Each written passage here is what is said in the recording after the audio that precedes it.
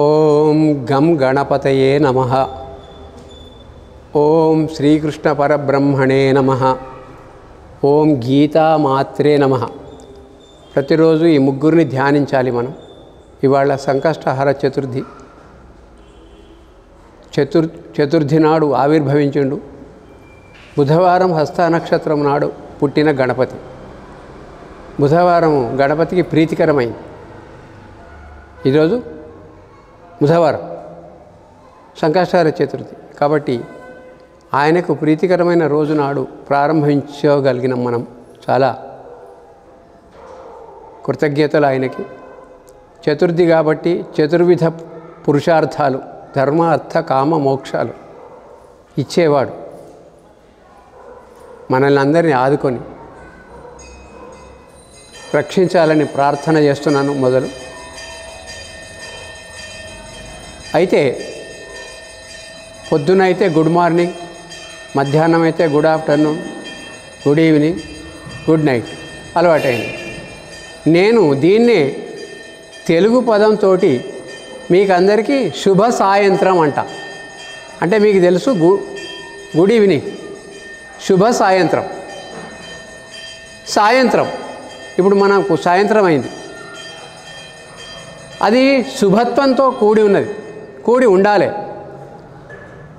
అంటే ఆ సాయంత్రంలో ఏమి దాగి ఉన్నది రహస్యం, దాంతో మనము పరిచయం మొదలు పెడదాం. భగవద్గీతది సాయంత్రం అనే పదంలో రెండు పదాలు ఉన్నాయి. ఒకటి సాయం, ఒకటి యంత్రం. ఓ దిక్కు సాయం, ఓ దిక్కు యంత్రం. ఈ రెండు పదాలలో మన జీవితానికి సంబంధించిన అంశం ఎలా ముడిపడింది చెప్తా. యంత్రం ఉన్నదనుకోండి, ఒకటి కొత్తదేమన్నా మనం ఎలక్ట్రానిక్ పరికరం కొనుక్కుంటే అది ఎలా వాడాలి, ఎలా వాడకూడదు, అది ఎన్ని రోజులు వస్తుంది, మంచిగా వాడితే ఎక్కువ రోజులు వస్తుందా, మంచిగా వాడకపోతే తొందరగా చెడిపోతుంది. అంటే దాన్ని మాన్యువల్ అంటాం మనం. ఒక పుస్తకం ఇస్తారు మాన్యువల్. ఆ యంత్రం సరిగ్గా పనిచేయాలి అని అంటే ఆ పుస్తకంలో ఇచ్చిన సూచనలను పాటిస్తూ ఆ యంత్రాన్ని నడిపించుకోవాలి, వాడుకోవాలి. ఈ దేహం ఒక యంత్రం. దీనికి ఇచ్చిన మాన్యువల్ భగవద్గీత. ఎందుకు చెప్తున్నానంటే అన్ని వేద సారాంశము, ఉపనిషత్తుల సారాంశము, మొత్తము వాంగ్మయం అంతా ఇమిడిచి చెప్పినాడు ఆయన కృష్ణ పరమాత్మ తన విశ్వజ్ఞానంతో. కాబట్టి ఈ మాన్యువల్లో ఏమి చెప్పినాడో మనం దాన్ని ఆచరించకపోవడం వల్లనే మనకు కష్టాలు వచ్చినాయి. మీకు తెలుసు, బయటకు పోతే రాజ్యాంగానికి కొన్ని రూల్స్ ఉంటాయి. రాజ్యాంగబద్ధంగా వ్యవహరించుకోవాలి. రాజ్యాంగానికి వ్యతిరేకంగా వ్యవహరిస్తే మనకు శిక్షలు పడతాయి, లా ముందరికి వస్తుంది. ఇది రాజ్యాంగం. మనకు తెలియదు. మన దుఃఖాలకు కారణము ఏమిటి? బయట అయితే రాజ్యాంగ ఉల్లంఘన, సంసారంలో అయితే గీతా బోధనల ఉల్లంఘన. దాని అర్థమైంది, మనం సవరించుకోవాలి కదా. మరి గీతా బోధనలను నేర్చుకోవాలి, మనకు జీవితంలో సమన్వయం చేసుకోవాలి. ఒకవేళ తప్పు చేస్తే కొన్ని రోజులు శిక్ష అనుభవించాలి, తర్వాత విడుదలవుతాం. మనం శిక్ష ఏమనుభవించాము? గీతలో చెప్పిన సూత్రాల ఉల్లంఘన చేస్తే అనారోగ్యం, సంసారంలో ఎడముఖాలు పెడముఖాలు, పిల్లలు చెప్పినట్టు వినకపోవడం, దారిద్ర్యం, ఒత్తిళ్ళు, అశాంతి, దుఃఖం, బాధ, చివరికి ఈ బతికేందుకు అనేటువంటి నైరాశ్యం, ఇవన్నీ గీతా బోధనల రాజ్యాంగాన్ని ఉల్లంఘించడం వలన మనకొచ్చిన కష్టాలు. అంచేత మనకి యంత్రం వచ్చింది. యంత్రం శరీరం అది చెడిపోయింది. అంటే అప్పుడప్పుడు రిపేర్కి ఇస్తాం. రిపేర్కి ఇచ్చినప్పుడు మెకానిక్ సాయం కోరుతాం కదండి. మెకానిక్ దగ్గర తీసుకుపోయి ఆ మెకానికే పరమాత్ముడు, వాడే శ్రీకృష్ణుడు, వాడి సాయం కోరడమే ఈ సాయంత్రం ఉద్దేశం. భగవంతుని సాయం ఎట్లా చేస్తాడు? ఆయన దగ్గర ఏమున్నదో అది మంచిగా ఉన్నాయి రిపేర్ చేసి మనకు ఓవర్హాలింగ్ చేసి నీట్గా పెట్టి మళ్ళీ యంత్రం తయారయ్యేలా ఇస్తాడు కదా. కాబట్టి మనము అలనాడు శ్రీకృష్ణ పరమాత్మ చెప్పినటువంటి అంశాలు, గీతలో 700 శ్లోకాల ద్వారా వివరించిన అంశాలను మన జీవితంలో ఏది పనికొస్తుంది ఈ కష్టానికి? ఇప్పుడు మెకానిక్ అన్నీ తెలుస్తాయి. మీ యంత్రానికి ఏది చెడిపోయిందో అది మాత్రమే కొత్తది వేస్తాడు, లేకపోతే రిపేర్ చేస్తాడు. మీరు 700 శ్లోకాలు అన్నీ మీరు వాడకూడదు, వాడితే పనికిరావు కూడా. ఏ శ్లోకం ఎక్కడ వాడాలి, ఏ వివరణ ఎక్కడ వాడాలి అనేది తెలుపుకోవడం కోసమే ఈ సాయం, ఈ యంత్రం, ఈ సాయంత్రం. ఈనాటి సాయం, యంత్రం, సాయంత్రం. ఈరోజు నుంచి 7 సాయంత్రాలు మన యంత్రానికి ఎలా రిపేర్ చేయాలి నేర్చుకుందాం లాస్ట్ వరకు. అసలు మన యంత్రం ఖరాబ్ అయిందా కాలేదా ముందు తెలియదు. నా యంత్రానికి ఏంటండి బ్రహ్మాండంగా ఉంది అంటే I yam super, I am excellent అని అంటారు. కొద్ది దూరం పోగానే పెట్రోల్ అయిపోవడో, పంక్చర్ అవడో, యాక్సిడెంట్ అవడో, అంటే ఇంకేదన్నా జరుగుతుంది మనకు. అంటే మీరు డీకోడ్ చేసుకోవాలని చెప్పానంటే ఏమిటి? ఏదో టెన్షనో, ఒత్తిడో, ఎవడో పలకరిస్తే మనకు అశాంతో, వాడు బాగున్నవా అని పలకరియలేదనో, ఏదైనా జరిగితే అయ్యో పాపం అనలేదనో, పాపం చేస్తేనే మనకు ఆ దుఃఖం వస్తుందని తెలుసు, మళ్ళీ వాడితో అనిపించుకోవాలి అయ్యో పాపం అని అనలేదు. ఉన్నది ఉన్నట్టు అంటేనే, అనకపోతేనే ఇబ్బంది. ఇలాగా మనము తెలుసుకోవాల్సిన అంశాలు ఈ కొద్దిపాటి సమయంలో, అసలు గతంలో నా అనుభవంలో ఒక్క శ్లోకాన్ని సుమారు గంట సేపు చెప్పిన చాలాసార్లు, ఇంకెక్కువసేపు కూడా చెప్పుకోవచ్చు. కానీ పరిమితమైనటువంటి సమయంలో, గంట సమయంలో ప్రతిరోజు 3 అధ్యాయాల్లో సారాంశం ఏమిటి, ముఖ్యమైనటువంటి పాయింట్స్ ఏమిటి, అవి మన జీవితానికి ఎలా సమన్వయం చేసుకోవాలి అనే తెలిపే ప్రయత్నం చేస్తారు. మీకు తెలుసు, ఇందులో 18 అధ్యాయాలలో మొదటి 6 అధ్యాయాలు కర్మషట్కమని, మధ్యలో ఉన్న 6 అధ్యాయాలు భక్తి షట్కమని, చివరి 6 అధ్యాయాలు జ్ఞాన షట్కమని అంటారు. 6, 6, 6. మొదటి భక్తి షట్కం ఎవరికేనంటే ఎక్స్ట్రావర్ట్స్కి, అంటే యాక్టివ్గా ఉండి ఎప్పటికీ పనిచేసే వాళ్ళకి కర్మ షట్కం. కర్మలో ఏం చెప్పారో అది చేస్తారు. ఎక్స్ట్రావర్ట్స్, బహిర్ముఖులు అంటారు తెలుగులో. మిగిలిన భక్తి ఎందుకంటే ఎమోషన్స్.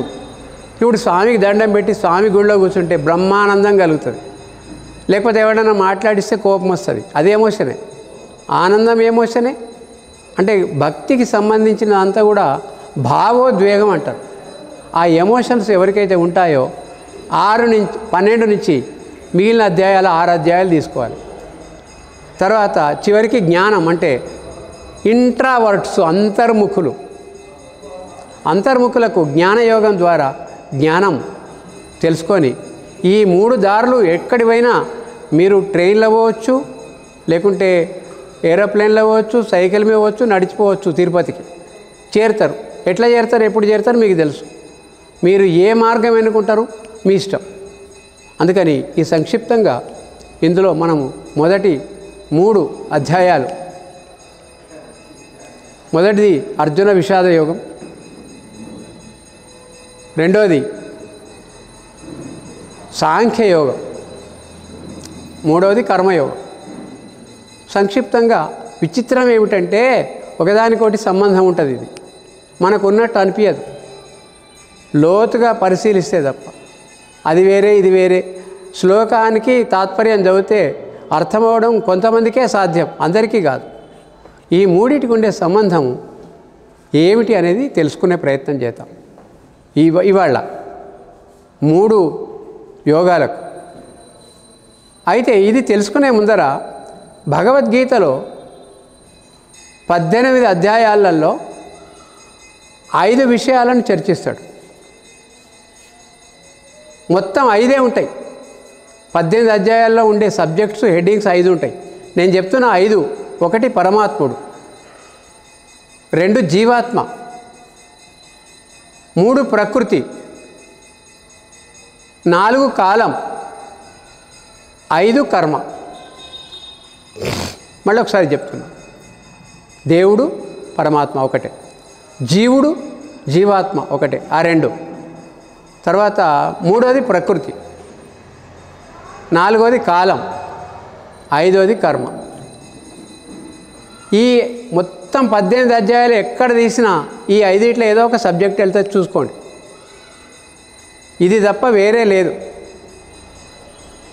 మొదటి 4 అంటే మొదటి 4 ఏంటి అండి? పరమాత్మ, జీవాత్మ, కాలం, ప్రకృతి. ఈ 4 మారవు, స్థిరం. కర్మ మారుతుంది, మారేది ఒక్కటే. స్థిరమైందంటే మీకు తెలుసు. పరమాత్ముడు మారతాడా చెప్పండి? సృష్టి, స్థితి, లయ, తిరోధాన, అనుగ్రహ అనే పంచకృత్యాలు చేసే పరమాత్మ మారడు. జీవాత్మ కూడా మారడు. జీవాత్మ అంటే మీరు, నేను, మనందరం. ఎందుకు మారడు అని చెప్పానంటే, జన్మ తీసుకుంటాడు, కొన్ని కర్మలు చేస్తాడు. అయితే ముక్తిని పొందితే పరమాత్మలో లయమై మారడు, ముక్తిని పొందకపోతే పునర్జన్మ ఎత్తి మారడు.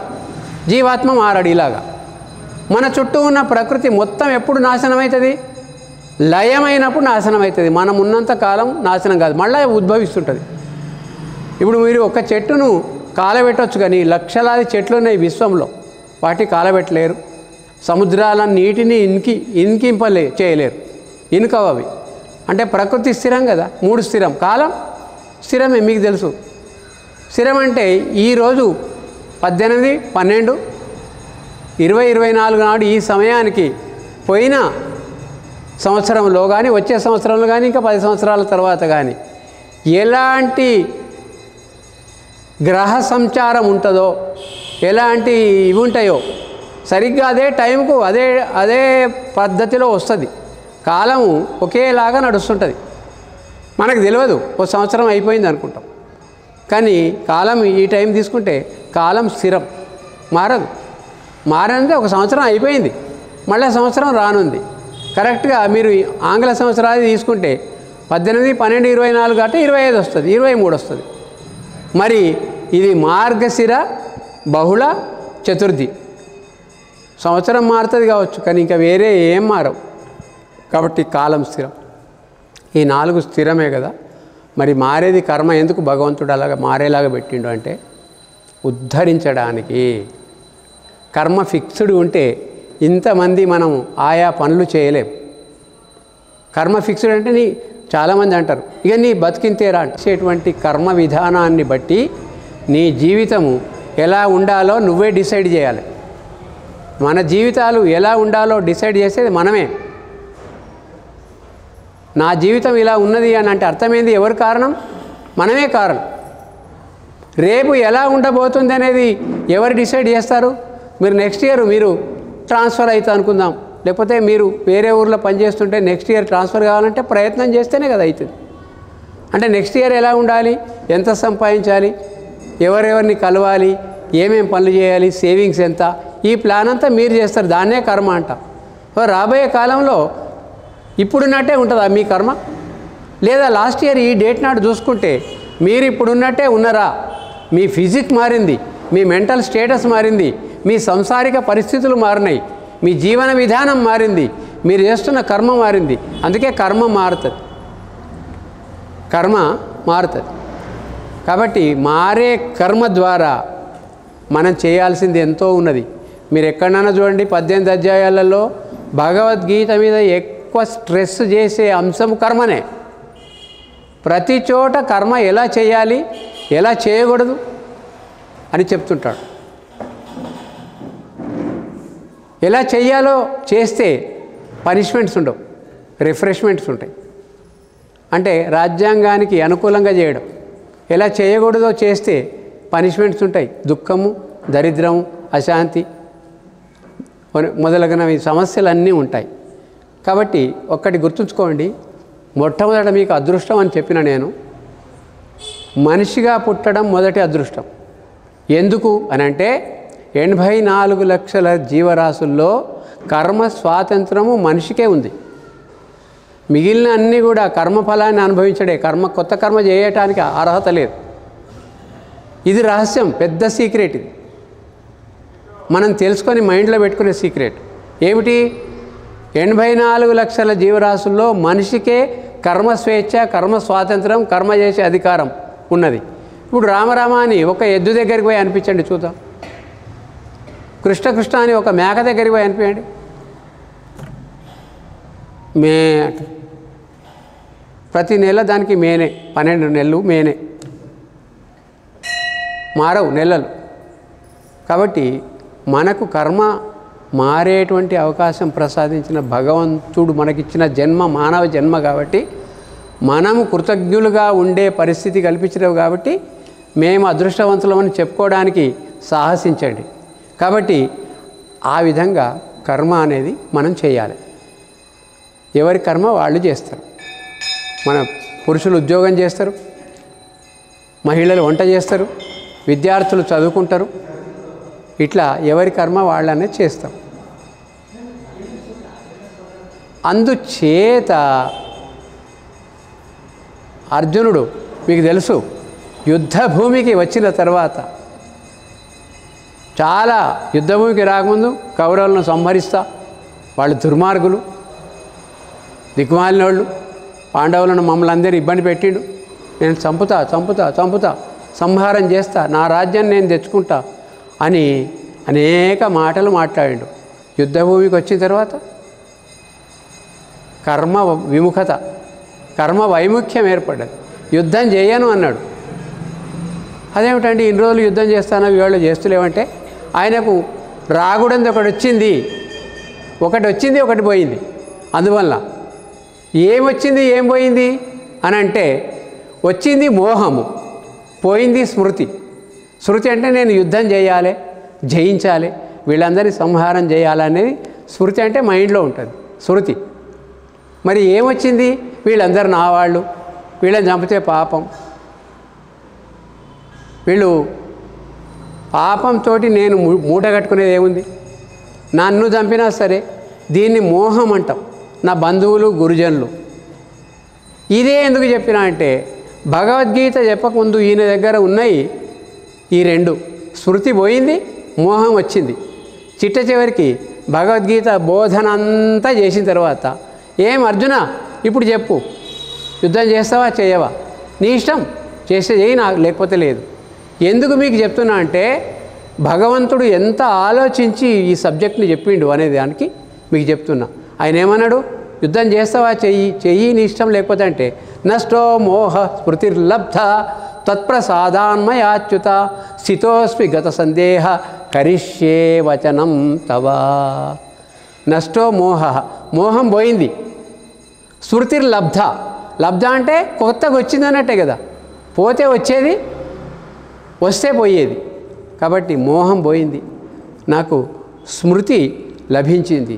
నా వారిని నేను ఎలా చంపాలి, నా బంధువులను ఎలా చంపాలి, నాకు చాలా ఆత్మీయులను ఎలా చంపాలి, వాళ్ళని చంపితే కులస్త్రీలు చెడిపోతారు, వర్ణసంకరం అవుతుంది, వాళ్లకు పిండాలు పెట్టేటి వాళ్ళు ఉండరు,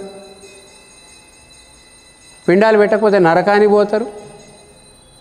ఒక్క అధ్యాయం చివరిదాకా కృష్ణ పరమాత్మ మాట్లాడిచ్చిండు ఎవరిని? అర్జునుని. అన్ని ధర్మాలు వల్లవేసిండు యుద్ధం పోవడానికి, యుద్ధం చేయకపోవడానికి. మీరు బాగా అర్థం చేసుకోండి, ఒక సీక్రెట్ ఉన్నది ఇలా. ఏదన్నా పని చేయాలంటే అవకాశం ఉంటుంది, ఏదన్నా పని ఎగ్గొట్టాలంటే సాకులు ఉంటాయి. అంతే. మీరు పని చేయాలనుకుంటే దానికి అవకాశం ఏదైనా ఉంటుంది, అవకాశాలు ఆటోమేటిక్గా మీరే క్రియేట్ చేసుకోవచ్చు. మరి ఎగ్గొట్టాలంటే సాకులు ఉంటాయి. ఈయన ఎగ్గొట్టడానికి ఏం చేసిండు? కర్మ వైముఖ్యం చేయడానికి ఎన్నో చెప్పిండు, వీళ్ళు నా వాళ్ళు, వీళ్ళని చంపితే పాపం, ఇవన్నీ సాకులు అంట. ఆల్మోస్ట్ షాక్ వచ్చిందేమో కృష్ణ పరమాత్మకు ఈ సాకు చూపిస్తే. అందుకే హెచ్చరించిండు, నువ్వెవరిని చంపుతున్నావు, చంపేదేవరిని, చచ్చేదేవరు అని. కర్మయోగంలో ఆయన చేయాల్సిన కర్మను పక్కన పెట్టి అప్పుడు ఆయనకు బాగా ప్రెషర్ అయింది, ఒత్తిడి అయింది, ఏడ్చిండు కూడా, కళ్ళ నీళ్ళు తీసుకున్నాడు. వీళ్ళందరినీ నేను చంపా. ఒత్తిడి బాగా అయింది, టెన్షన్ అయినప్పుడు ఏమవుతుంది? నోరెండిపోతుంది. ఫస్ట్ చేతులు ఏమైనా ఉంటే జారిపోతాయి. గాంధీవం జారిపోయింది, నోరెండుకపోయింది. దక్ష్యతే మమ దేహ, దహించబడ్డది. వేడి, ఒంట్లో వేడి పుడుతుంది. మీరు కూడా బాగా ఆలోచించి చూడండి. ఫస్ట్ బుర్ర వేడెక్కుతుంది, తర్వాత శరీరం అంతా వేడెక్కుతుంది. ఆయనకు అదే జరిగింది. ఇవన్నీ పెట్టి ఏం చేసిండు అని అంటే, ఆ గాంధీవం ఆయన దగ్గర ఉన్నది, అక్కడ పెట్టేసి నేను యుద్ధం చేయ అని మొదటి అధ్యాయంలో కర్మను వదిలిపెట్టిండు. మనకు కూడా ఏదైనా కర్మ చేసేటప్పుడు ఏమి గుర్తుండాలి? మనం కర్మ ఆచరణ చేసేటప్పుడు అన్ని ఆటంకాలు వస్తాయి. ఈయన కూడా యుద్ధం చేసేటప్పుడు ఆయనకు ఆటంకాలు వచ్చినాయి, మోహం కలిగింది. కానీ ముందుకెళ్ళాలి, ఆపేయొద్దు. మీకు తెలుసు, క్షీరసాగర మథనము అమృతం కొరకు చేసిరు, కానీ విషం వచ్చింది. ఏ పని మనం చేసినా జీవితంలో మనకు ఆటంకాలు వస్తాయి. ఫస్ట్ ఆటంకాలు రాగానే తప్పుకుంటాం. ఎందుకంటే ఎట్లా తప్పించుకోవాలని చూస్తాం తప్ప చెయ్యాలని చూడం. ముందుకెళ్ళు, చెయ్యి, అప్పుడే నీకు రిజల్ట్ పాజిటివ్గా వస్తుంది, అందులో సక్సెస్ కలుగుతుంది. కాబట్టి అర్జునుడు వదిలేసినాక ఏం చేసిండు? ఏమన్నాడు తర్వాత? నాకు చెయ్యాలా వద్దా తెలియటం లేదు, యుద్ధంలో గెలుస్తానో లేదో తెలియదు, నేను ఓడిపోతానో వాళ్ళు ఓడిపోతారో, నేను గెలుస్తానో వాళ్ళు గెలుస్తారో, అన్నీ డౌట్సే. నెగటివ్ థాట్స్ అంటారు మీ లాంగ్వేజ్లో. నకారాత్మకమైన ఆలోచన సరళి వచ్చింది ఆయనకు. అప్పుడు ఆయన ఏం చేసిండు? శరణు పొందిండు. ఎవరిని? కృష్ణ పరమాత్మ. దాని అర్థం ఏంది? మనకేదన్నా ప్రాబ్లం వస్తే ఫ్రెండ్ని పోయి అడుగుతాము, లేకుంటే అనుభవజ్ఞుడిని పోయి అడుగుతాము. అతన్ని గురువు అంటారు మన లాంగ్వేజ్లో, ఆత్మీయుడు అంటాం. లేకపోతే మరి అప్పుడు ఆయనకు సమస్య వస్తే ఎవరిని శరణు పొందిండు? కృష్ణ పరమాత్మను శరణు పొందిండు. పడితే ఆయన గీతా బోధ చేసిండు. మరి మనకిప్పుడు సంసారంలో కష్టాలు వస్తే ఎవరిని శరణు పొందాలి? రాసి పెట్టుకోండి, భగవద్గీతను శరణు పొందిన వానికి ఎవరికైనా సంతోషం ఉంటుంది ముఖం మీద. ఎన్ని కష్టాలనుండని, ఎన్ని ప్రాబ్లమ్స్ అన్నుండని, ఎన్ని లేములన్నుండని, ఎన్ని కలిమిలన్నుండని కృష్ణుని అడుగుతారు, ఏమైనా నువ్వు ఎందుకు ఎప్పుడు నవ్వుతున్నావు? నీకు ఏడుపు రాదా అంటే, మీరందరూ ఎందుకోసం ఏడుస్తున్నారో నాకు తెలుసు కనుక నేను నవ్వుతా అన్నాడు ఆయన. ఆ నవ్వు మన ముఖం మీద ఇట్లా తొణికిసలాడాలి. స్మైల్ అంటే see miracles in life everyday, that is the full form of the smile. SMILE, see miracles in life everyday. నవ్వండి. ఏడుపు ముఖమున్న నాడు గొళ్ళెం పెట్టుకొని తాళం వేసుకొని రూమ్లో నుంచి బయటకు రాకు అంటాడు వివేకానందుడు. ఆ ఏడుపు ముఖం చూసి అందరికీ టెన్షన్. ఏదో మాట వరుసగా అంటారు, ఏమో గట్లున్నావని. చూస్తే వీడికి కూడా కొంత అంటుతుంది. కాబట్టి మనం వీలంతవరకు ఎప్పటికీ సంతోషంగా ఉండే ప్రయత్నం ఎలా చేయాలో మనవాడు చెప్తున్నాడు కృష్ణ పరమాత్మ. అసలైన జ్ఞానయోగం సాంఖ్యయోగంలో ఉంది. ఇప్పటిదాకా నేను ఎవరు చంపుతా, ఎట్లా చంపాలి, ఆయననే ధర్మం అనుకున్నాడు. ఆయనే చెప్పినదంతా ధర్మం అనుకున్నాడు తను అర్జునుడు. ఆ టైంలో మనం కూడా అంటాం, ఏం నాకు తెలియదు అనుకుంటున్నావా నువ్వు? నాకు అన్నీ తెలుసు, నువ్వేందో చెప్పేది అని మనం ఏం చేస్తాం? మన నాలెడ్జ్ను బయట పెడతాం. పెడితే పెట్టు, దానివల్ల ఏమొస్తుంది అనేది విచక్షణ చేసి ఒక స్టెప్ ముందరికి వెళ్ళాలి తప్ప మనకు తెలిసిందే కరెక్ట్ అనుకొని చేయడంలో ఎన్నో కష్టాలు వస్తాయి. అది కరెక్టా కదా అనేది విచక్షణ చేయాలి. ఇది చేస్తే ఏమవుతుంది, ఇది చేయకపోతే ఏమవుతుంది అని. కాబట్టి ఇప్పుడు ఈయన ఏం చెప్పిండు? ఫస్ట్ కర్మ ఎలా చేయాలనో చెబుతూనే జ్ఞానం ఎలా నేర్చుకోవాలో కూడా చెప్తుండు. జ్ఞానం అంటే ఏమిటో తెలుసుకుంటుండు. అంటే దాని అర్థం ఏంది? సమస్యలు రాగానే ఏం పని చేయకుండా ఉంటారు కొంతమంది. అబ్బా నేను don't waste my time, don't disturb me అని రూమ్లో పోయి పండుకుంటాడు ఏం చేయకుండా. అది తప్పు. దానికి ఆలోచించాలి, కర్మ చేయాలి, కౌంటర్ ఏందో వేయాలి, వ్యతిరేకం ఏమో వేయాలి, దాన్ని ఎట్లా సవరించుకోవాలో చూడాలి. ఇవన్నీ దేని ద్వారా తెలుస్తాయి? మీరు భగవద్గీతను కనుక క్షుణ్ణంగా చదివి ఆమూలాగ్రం దాంట్లో ఏం రాసిరనే నోట్స్ రాసుకొని, శ్లోకం అర్థం వేరే అండి. నేనేం చెప్తానంటే నాకు చేతనైనంత వరకు, భగవంతుడు నాకు నాలెడ్జ్ ఇచ్చినంత వరకు అంతరార్థం మాత్రమే చెప్తా, శ్లోకానికి తాత్పర్యాలు చెప్పా. అదే కావాలి మనకు. అది వీలున్నంత తెలుసుకుందాం. ఇప్పుడు సాంఖ్యయోగం ఎందుకు చెప్పిండు ఆయన అని అంటే, ఇప్పుడు నువ్వేం చేయాలి? యుద్ధం చేయాలి, అంతే కదా. ఆయనతో యుద్ధం చేయించాలి అంటే కర్మను ఆచరింపజేయాలి. సో మనం కూడా కర్మ విముఖులం అవుతాం అప్పుడప్పుడు. సో మనకు కూడా ఇది వర్తిస్తుంది.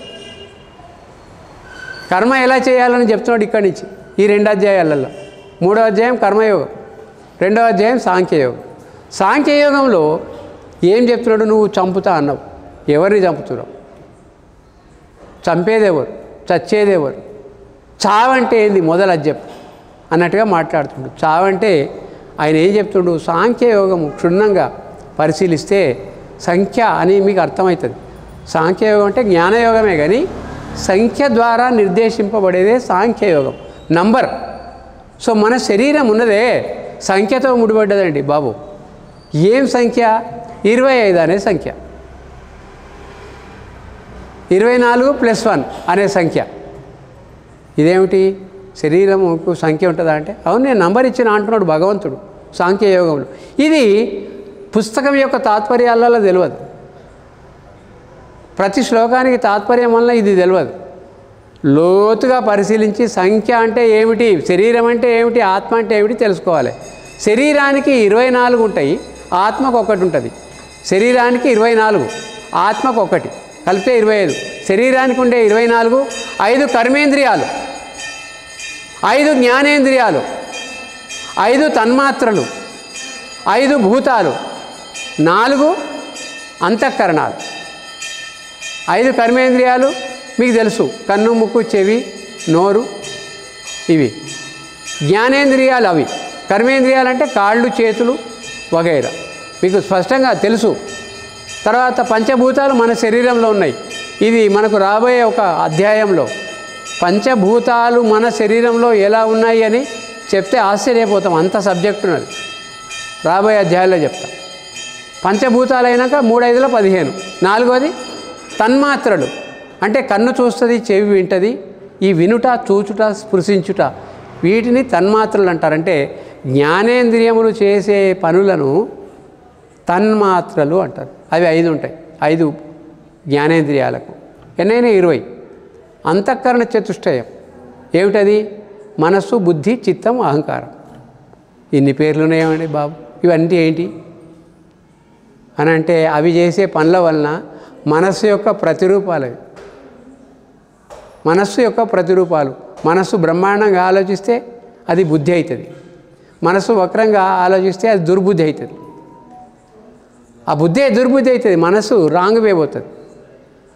చిత్తం, చిత్తం అంటే ఏంది తెలుసు కదా, ఇది కరెక్ట్ అని నిర్ధారణ చేసి చిత్తం, yes you are doing correct, అది మనస్సు లోపల చేస్తుంది. ఇంకా కొంచెం రాబోయే అధ్యాయాల్లో ఇంకా స్పష్టంగా చెప్తా, కొద్దిగా యాదించుకోండి. చిత్తం అంటే ఏది మంచి ఏది చెడు అని తెలిపి దాన్ని ఆమోదం చేసి మన చేత పని చేయించేది చిత్తం. అహంకారం అంటే ఏంది మీకు తెలుసు. అహంకారం అంటే ఈగోయిజం మన లాంగ్వేజ్లో. నేను, ఐ, ఇది ఎక్కడి నుంచి వచ్చిందని బాబు? నేను ఐ కాకపోతే యూ అన్నానా, హీ అన్నానా? అయ్యే. అది ఏమిటనేది ఎన్ని రోజులు చెప్పినా తరగనంత సబ్జెక్ట్ ఉంది. మీకు తెలుసు. హూ యామ్ ఐ అని రమణ మహర్షి చెప్తాడు. నువ్వెవరో తెలుసుకుంటే చాలు నీ జీవితం అద్భుతంగా ఉంటుందని చెప్తాడు. అది కూడా చెప్తాం, మధ్యలో ఎక్కడన్నా వస్తే ఆ సబ్జెక్ట్ కూడా ఉటంకిస్తా. కాబట్టి 4 అయినాక 1 ఆత్మ, ఇవి 24, అది 1, 5, 25 సంఖ్య అంటే ఇదే. 24 చచ్చిపోయేటి, 25ది చావంది అని క్లారిటీగా చెప్తున్నాడు ఆయన. శరీరం నశించిపోతుంది, శ్మశానంలో కాలబెడతారు, కాలిందా లేదని ఇంకా 2 కట్టెలేస్తారు, మళ్ళీ లేచి రాది కానీ ఆ బొక్కలన్నీ గంగానదిలో కలుపుతారు, మళ్ళీ వస్తే ఏమన్నా ప్రాబ్లం అవుతుందని ఆనవాళ్ళు లేకుండా చేస్తారు శరీరాన్ని. అందులో దాని వెంబడి ఆని పోతాయి కాళ్ళు, చేతులు, తన్మాత్రలు, మశానం, మన్నం, మశానం. ఇప్పుడు ఒక శవాన్ని విను బాబా, నేను పాట పాడుతున్నా విను, నేను ప్రవచనం చెప్తున్నాను వింటుందా?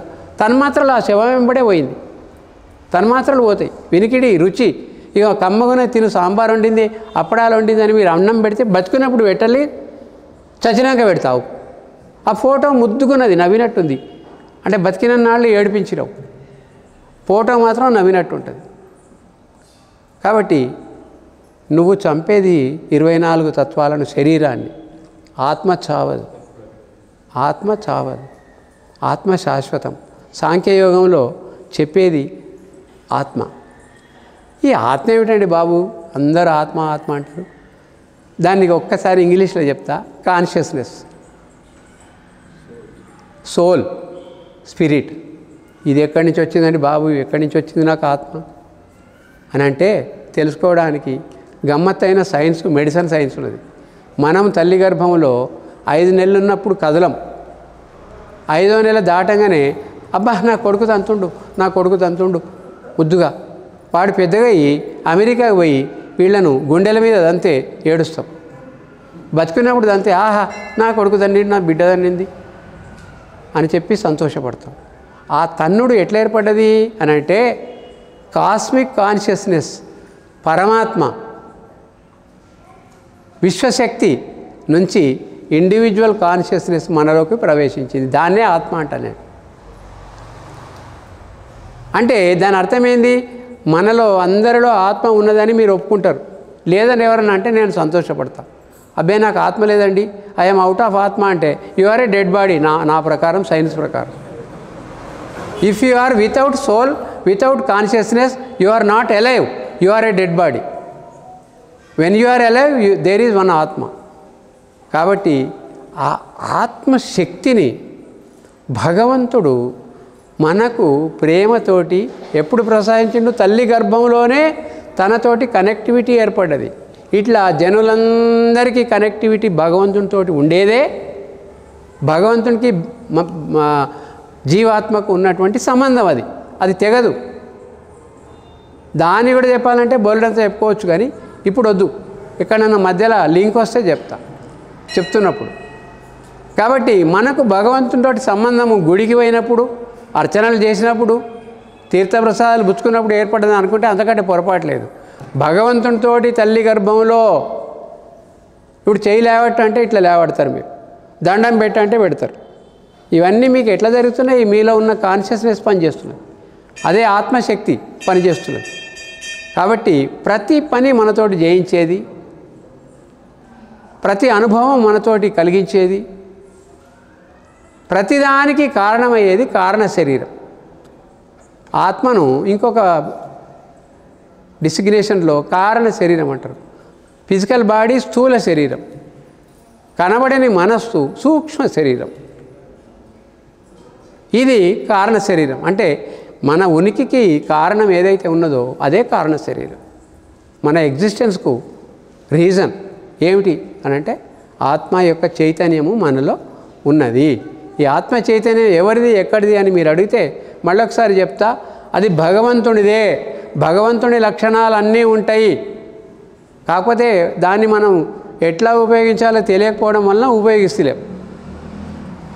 ఆత్మశక్తిని ఎలా ఉపయోగించాలి అని తెలియకపోవడం వలన ఉపయోగిస్తలేం. కానీ లేకపోతే భగవంతుడు చిరంజీవ అని అన్నాడు అనుకో, మీరు పరిశుద్ధులై మాయలో పడకుండా వాడు నిండు నూరేళ్ళు బతకాలని వానికి ఆశీర్వదిస్తే మీరు చిరంజీవి అంటే కూడా భగవంతుడు చిరంజీవ అంటే ఎంత ఫలితం వస్తుందో మీరంటే కూడా అంత ఫలితం వస్తుంది. ఎందుకు? ఈ లింక్ అక్కడిది, భగవంతుని లింక్ ఇది. అది మర్చిపోతున్నాం మనం అందరం. నేను ఆత్మను అనుకున్న డాక్టరు ఇచ్చే మందులతోటి ఎటువంటి రోగమైనా తక్కువవుతుంది. నేను ఆత్మను అని వ్యాపారం చేసే ఎటువంటికైనా లాభాలే వస్తాయి. ఎవరైనా అనుకుంటున్నారా చెప్పండి? నేను ఆత్మను అని ఒక గృహిణి వంట చేస్తే కమ్మగా ఉంటాయి. నేను ఆత్మను ఒక విద్యార్థి చదివితే 100కి 95 మార్కులు వస్తాయి. మీరు ఏ పని చేసినా ఎవరు నువ్వు, who are you, who am I అనుకుంటే నేను ఆత్మని అనుకోండి చాలు. కొద్దిసేపటికి ప్రతిరోజు అనుకుంటే ఏమవుతుంది? అసలైన దానితో కనెక్షన్ ఏర్పడుతుంది. మనం ఇన్ని రోజులు డిస్కనెక్ట్ అయి ఉన్నాం, పరమాత్మతో డిస్కనెక్ట్ అయి ఉన్నాం. కనెక్షన్ ఏర్పడుతుంది. అంతకంటే గొప్ప సాధన మొదటిది అది సాధన. నేను ఆత్మను, హూ ఆర్ యూ, నేను ఆత్మను అంటే దాని అర్థమైంది, మీరు ఆత్మ అయినప్పుడు మీరు శరీరం కాదు అని, మీరు మనస్సు కాదని నమ్ముతారా? నమ్మరు. అమ్మా నేను శరీరం కూడా, నేను మనస్సు కూడా, నేను ఆత్మను కూడా అంటారు. కానీ భగవంతుడు ఏమంటుండు? నువ్వు శరీరానివి కాదురా. ఎందుకు? టెంపరీ ఏమన్నా శరీరమా? మీరు ఇల్లు కట్టుకుంటే పర్మనెంట్గా 1000 సంవత్సరాలు ఉండే ఇల్లు కట్టుకుంటారు. కానీ ఒట్టి ఏమంటారు, కూలిపోయేటువంటి చెక్క పేళ్లతోటి, లైట్గా ఉండేటి అట్టలతోటి కట్టుకుంటారా? అది మీరు అట్లా ఒప్పుకోరు, అది తొందరగా కూలిపోతుంది కదా.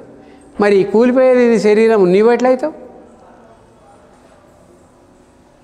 రమణ మహర్షి లాంటి మహర్షులు పరిత్రాణాయ సాధూనాం అని చెప్పినట్టుగా ఈనాడు అవతారం ఎత్తి కృష్ణుడు లాంటి వాళ్ళు, రాముడు లాంటి వాళ్ళు మనకు చెప్పి హూ ఆర్ యూ అంటే I am consciousness, I am spirit, I am soul, at the same time I am not body, I am not mind అని కూడా మనస్సులో అనుకోండి. అనుకున్న తర్వాత ఏమవుతుందో 7వ నాడు సాయంత్రం చెప్తాం, చిట్ట చివరి నాడు. ఈ 7 రోజులన్నా అనుకోండి, కనీసం ఈ 7 రోజులు అనుకోండి. హూ ఆర్ యూ అని ఎవరిని అడిగితే ఐ యామ్ సుబ్బారావు అనకండి. సుబ్బారావు అన్న మనసులో అహమాత్మా, అహం బ్రహ్మాస్మితో సమానం, అంత పవర్ వస్తుంది.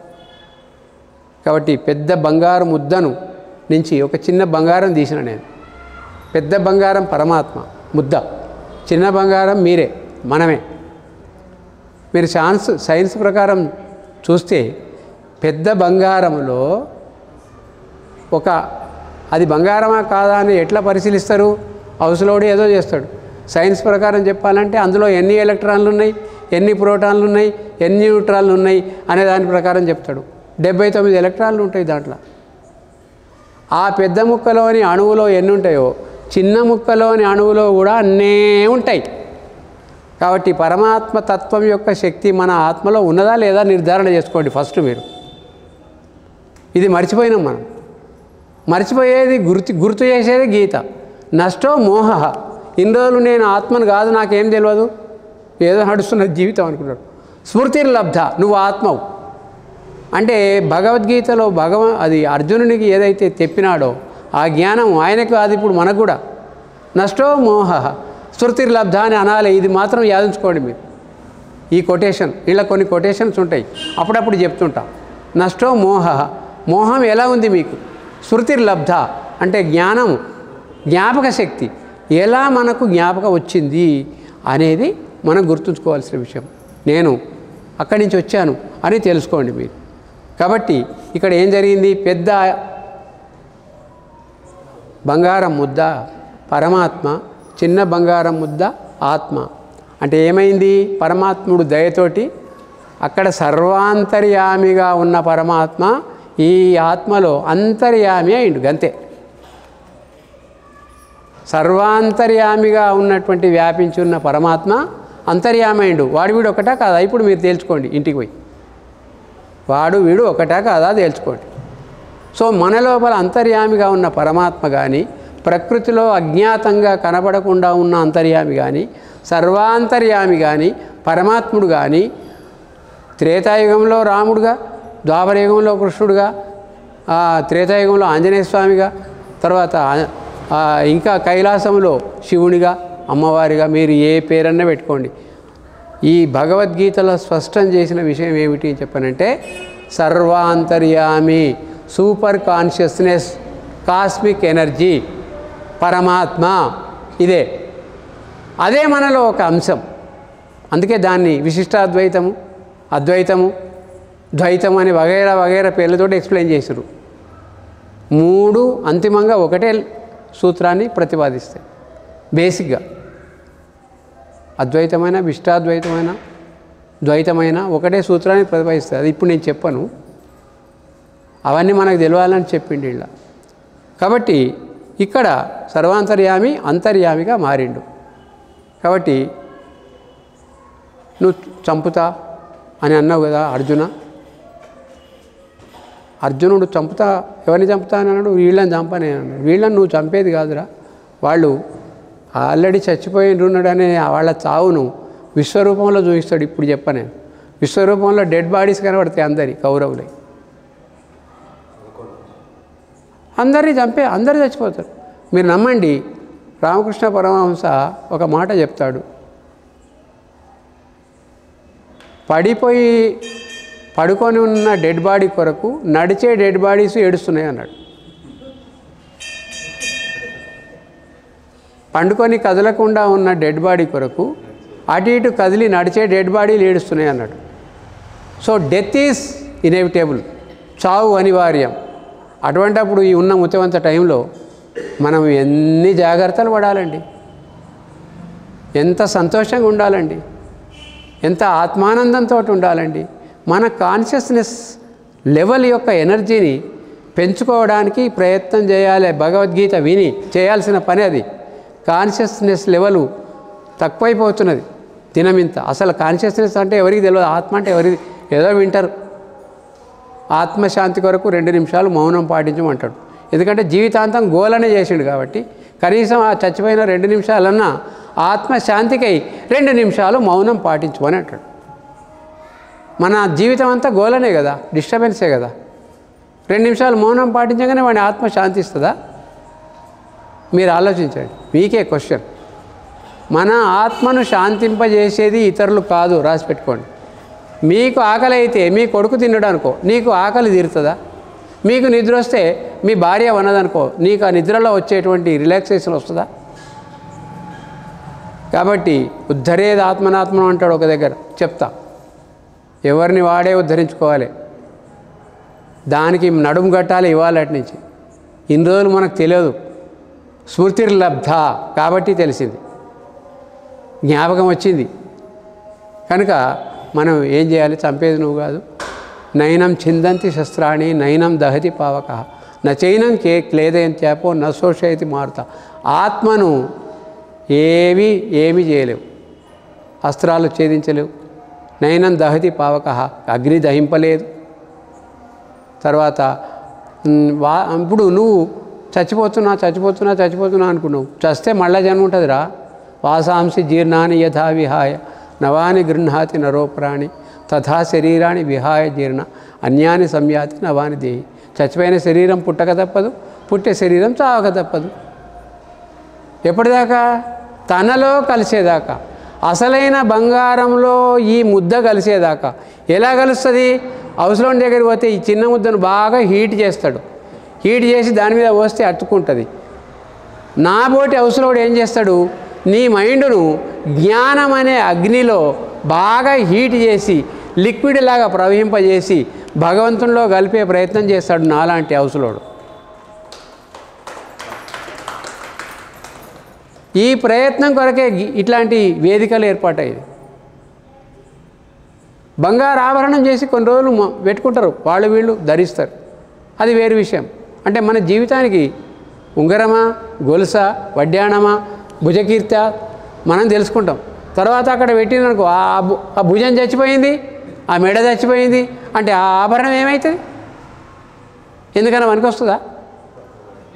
దేర్ఫోర్ ఈ ఆభరణం ఎక్కడి నుంచి వచ్చిందో అక్కడికి పోవాలి. ఈ ఆభరణము మళ్ళీ ఏదైనా ఎవరికైనా అవసరమైతే చేయాలి కదా. ఇంకొక ఆర్నమెంట్, ఇంకొక ఆభరణం చేయాలంటే ఏం చేయాలి? ఇది పోయి అలా కలవాలంటే ఏం చేయాలి? దాన్ని వేడి చేయాలి. వేడి చేయాలంటే ఏం చేయాలి? జ్ఞానాగ్ని దగ్ధ కర్మాణం. జ్ఞానం అనేది అగ్ని, ఇందులో మొత్తం జ్ఞానమే ఉంది, మొత్తం కర్మ ద్వారానే సిద్ధిస్తుంది, రాసి పెట్టుకోండి. అది మూడవది కర్మయోగం. ఇప్పుడు ఈ జ్ఞానం రావాలనంటే 4 అంశాలు చెప్పిండండి. 2వ అధ్యాయంలో చెప్పి 3వ అధ్యాయంకి వెళ్ళిపోతాం. 3వ అధ్యాయం 10 నిమిషాల్లో చెప్తాం కర్మయోగం. 2వ అధ్యాయంలో మనకు ఈ జ్ఞానం రావాలి, కర్మ దగ్ధమైపోవాలి అంటే అర్థమైంది. కర్మశేషం ఏమీ లేకపోతేనే జన్మరాహిత్యం. కర్మశేషం ఉంటే జన్మ ఉంటుంది, కర్మశేషం ఉంటే జన్మ ఉంటుంది. అంటే మనకి ఏదన్నా దేని మీద బాగా అపేక్ష ఉంటుంది అనుకో, చచ్చిపోయేటప్పుడు జ్ఞానంతో కర్మ దహించాలి, మనం భగవంతుడిలో లీనం కావాలి అంటే అర్థం ఏంది తెలుసా అండి? ఏదో చచ్చిపోయినాక ఆ పని చేద్దాం అని అనుకుంటే అంతకంటే పొరపాటు లేదు. బతికుండగానే జీవన్ముక్తుడు కావడానికి స్కోప్ ఉంది. జీవన్ముక్తుడు అంటే ఏంది? శరీరం విడిచిపెట్టినాక ముక్తి పోయిండు, మోక్షం పోయిండు, స్వర్గం పోయిండు, స్వర్గారోహణ, స్వర్గస్థులైనారు అని ఏదో పెడతారు. పోయినరా లేదా వీళ్ళకి తెలియదు, వానికి తెలియదు. బతికుండగానే జీవన్ముక్తులు కావాలంటే ఎలాగో చెప్తున్నాడు. ఏం చేయాలి? దానికి ఒక 4 సాధనలు ఉన్నాయి. ఏమిటి అని అంటే, ఫస్ట్ నిశ్చలమైన మనస్సు, ఫస్ట్ సాధన. అది జ్ఞానం రావాలంటే ఫస్ట్ ఎలిజిబిలిటీ. అది అంటే దాని అర్థమైంది, సూక్ష్మ శరీరాన్ని పట్టుకోవాలి నువ్వు మొదలు. స్థూల శరీరాన్ని పట్టుకొని కమ్మగా తిని అవన్నీ తెప్పించుకొని అవి ఇవి స్విగ్గీలు ఏమేమి ఉంటాయి కదా, తర్వాత ఇంకేమేమి ఉంటాయి అవి తినడానికి జంక్ ఫుడ్ అంట నేను. తినడానికి వెనక ముందు అయ్యే ఫుడ్ జంక్ ఫుడ్. అవన్నీ తిని శరీరాన్ని కాదో నువ్వు పట్టుకునేది. జ్ఞానం రావాలంటే ఫస్ట్ నీ మైండ్ అల్లకల్లోలం ఉంటుంది, ఎప్పుడు డిస్టర్బ్ అవుతుంది. దాన్ని నిశ్చలత్వానికి తెచ్చుకో అంటాడు. ఆ సాధన చెప్తా నేను, క్రమంగా చెప్తా. మొదలు ప్రతిపాదన చేస్తా సబ్జెక్టును. ఫస్ట్ ఏముండాలి? నిశ్చల మనస్సు ఉండాలి. తర్వాత రెండోది ఆత్మజ్ఞానం రావాలి. ఇందాక కొంత చెప్పిన చిట్ట చివరి వరకు చాలా విషయాలు పరిశీలన చేద్దాం. 7 రోజులు అయిపోయే వరకు ఆత్మ అంటే ఏంది, ఆత్మజ్ఞానం అంటే ఎలా వస్తుంది మీకు తెలుసు. ఆత్మజ్ఞానం ఎలా వస్తుంది అని అంటే మిమ్మల్ని అడుగుతా నేను. ఫస్ట్ పాయింట్ అడుగుతా, మీరు చచ్చే వాళ్ళ చావని వాళ్ళ అని నేను అడుగుతా అనుకో, ఏం చెప్పాలి మీరు? నేను చావడానికి పుట్టాను, నేను చావను. ఇప్పుడు ఒకవేళ భగవంతుడే మనకిస్తే 100 ఏళ్ల ఆయుర్దాయం ఎందుకు సరిపోదు? 1000 ఏళ్ళు, 10,000 ఏళ్ళు, 50,000 ఏళ్ళు కూడా ఉండేటందుకు రెడీ అవుతాం. వాడు మనతోటి ప్రేమతోటి ఇట్టిట్లా అయిపోతాము.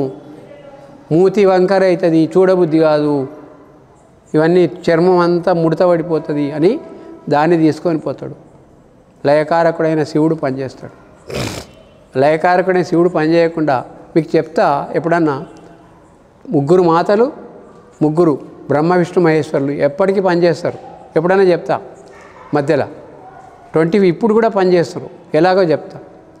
ఆ శివుడే పనిచేయక 2 రోజులు లీవ్ తీసుకుంటే చావకుండా అందరు ఉన్నారనుకో, మన పూర్వీకులంతా తాత తండ్రి ముత్తాత అందరు ఉన్నారనుకో, 200 గజాల ఇల్లు సరిపోతుందా? 1000 మంది ఉండేటందుకు. వాళ్ళంతా బతికే ఉన్నారు. అయితే నాకేంటి, నేను ఎక్కడ ఉండాలి? తిండి మీరు తెచ్చిన బస్తాల బియ్యం లేపుతారు. కాబట్టి శివుడు ఎప్పటికీ పనిచేస్తున్నాడు, లయకారకు. అట్లా మీకు చెప్తా. బ్రహ్మ పనిచేస్తాడు, విష్ణువు పనిచేస్తాడు, సరస్వతి పనిచేస్తుంది. మన నిజ జీవితంలో వీళ్ళంతా క్లోజ్గా ఉన్నారు. ఎస్, చెప్తే ఆశ్చర్యపోతారు. ఏదో సరస్వతి గుడికి పోయి వాసరకు పోయి దండం పెడతాను కూడా మీ ఇంట్లోనే ఉంటుంది. నేను చెప్తా రేపో ఎల్లుండు. విష్ణువు ఉంటాడు మీ ఇంట్లోనే, బ్రహ్మదేవుడు ఉంటాడు, శివుడు ఉంటాడు, పార్వతీదేవి ఉంటుంది. రేపు ఉటంకిస్తుంది. దాంతో ఓపెన్ చేస్తా సబ్జెక్ట్ అవసరమైతే. తర్వాత ఆత్మజ్ఞానం తర్వాత మీరు పుట్టిన ప్రతి మనిషి కర్మ చేయక తప్పదు. ఒప్పుకుంటారా? నహి కశ్చిత్ క్షణమపి జాతు తిష్టతి అకర్మకృతు కార్యతే హ్యవశ కర్మ సర్వ ప్రకృతి జై గుణై అని కర్మయోగంలో ఒక శ్లోకం చెప్పినాడు.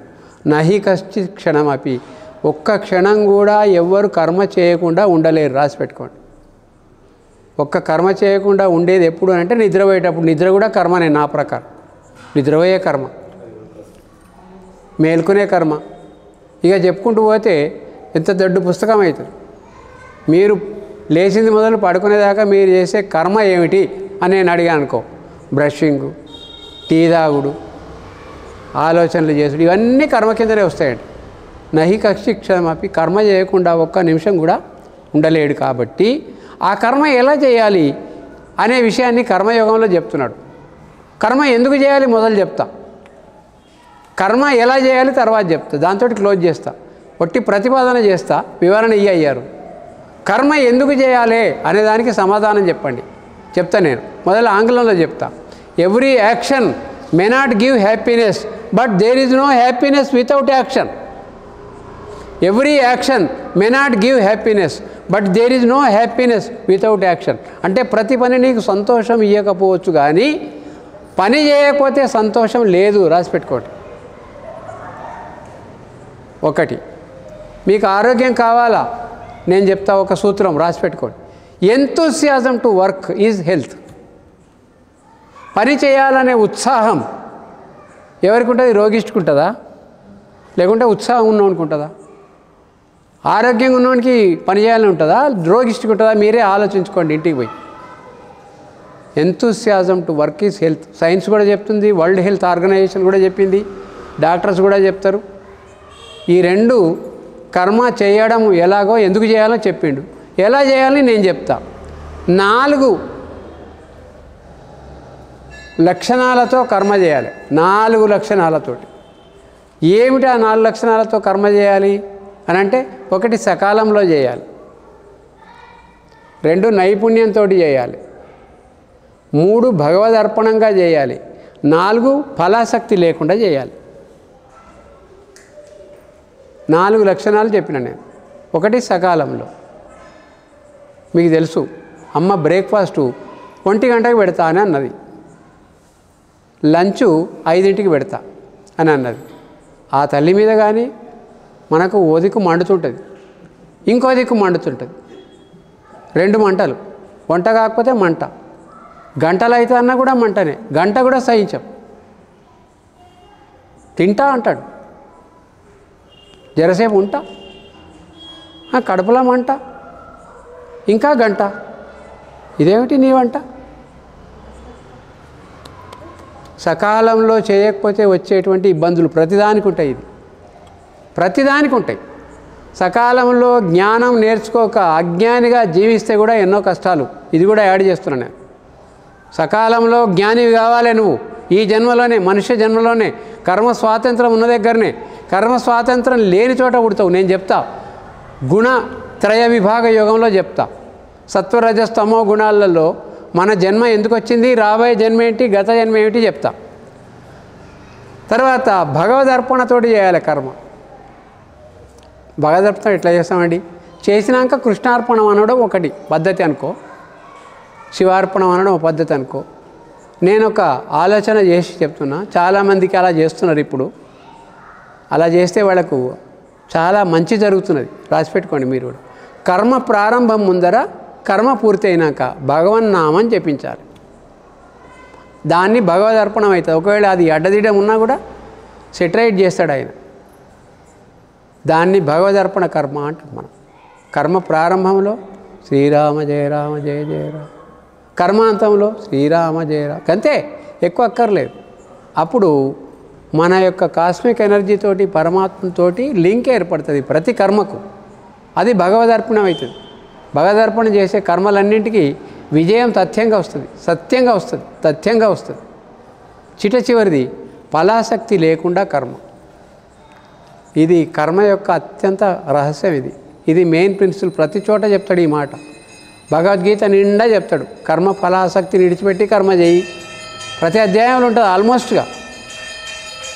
ఎందుకు ఇలా చెప్పినాడు, ఫలాసక్తి అంటే ఏమిటి అనేది ఒక్క వాక్యంలో ముగిస్తా. ఒకటే వాక్యంలో. ఫలాసక్తితోటి కర్మ చేస్తే కర్మలో నైపుణ్యం తగ్గిపోతుంది. అంటే ఇప్పుడు వంట చేస్తున్నా నేను అని ఒక మహిళ అనుకొని, కమ్మగుంటుందా, వండిందంతా తింటారా, నాకు మంచిగా చేయొస్తుందా, ఇన్ని రోజులు బాగుంది అని అనకపోయి ఇవాళ అంటారా? ఇది కర్మఫలాసక్తి ఉదాహరణ. మీరు అలా చేస్తే మీ మనస్సు అంతా ఏకాగ్ర చిత్తం చెడిపోతుందా లేదా? ఫోకస్ చెడిపోతుంది. అదొక్కటే కారణం కాదు, ఇంకా చాలా ఉన్నాయి. అదొక ఎగ్జాంపుల్. మన ఏకాగ్రత కర్మఫలం మీద పెడితే తగ్గిపోతుంది, ఫోకస్ తగ్గిపోతుంది, కాన్సన్ట్రేషన్ తగ్గిపోతుంది. దీన్ని ఇంకా కొంత వచ్చే రేపటి అధ్యాయంలో ఉటంకిస్తా. ఏదైనా కవర్ కాకపోతే ఒకరోజు 3 అధ్యాయాలు చెప్పలేకపోతే తెల్లారి కవర్ చేస్తా. సెంట్రల్ పాయింట్స్ చెప్తున్నాను నేను. శ్లోకాన్ని తాత్పర్యం మస్తుగా చెప్పుకున్నారు.